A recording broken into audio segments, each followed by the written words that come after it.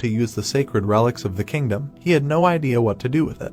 Then the other leaned over and said that he was going to take his book and hide it somewhere far away, on top of everything. He frowned and said that the queen who protects this idiot should also be dealt with. That's how their conversation went. After some time, he became alone and thought that he said so, but his achievements are growing day by day, and his night escort makes any attempts at attack impossible. Someone suddenly approached him and said that they had not seen each other for a long time. A man in a robe appeared behind him, clearly frightening this man. He stood up and asked who it was, and the brunette looked up and said that he was the third son of the former duke. Looks, he lives well, used to be an earl, now he has become a duke. The duke jumped up and asked if this guy was really alive, and in response he heard that he didn't even know if it could be called life. And he came closer and added that it seemed like something was bothering him. If Lloyd was the cause of his problems, he could help him, but there was one thing. The young man came closer and said that it seemed like this guy had planned a plan related to the royal palace. Could he hear what exactly? In response he was told that it was the reconstruction of the palace.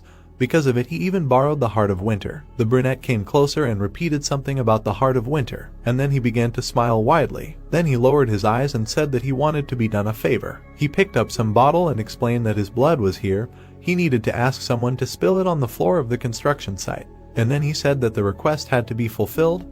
Then everyone would know that the guy was true evil. His eyes were filled with madness. The brunette also said that this man should not have been born. Currently, work under the palace continued. Someone approached the young man and said that he needed to tell him something. That you screwed up, and asked if there were any problems with work, and the employee replied that it was not about that. He smiled and said that thanks to the gentleman's help, diplomatic relations had been established, and there he had managed to learn pottery, which was his wife's dream. He had always wanted to express his gratitude to him, and then he laughed sheepishly. Another man came up and said that he had earned a lot of money because he had participated in the gentleman's construction projects.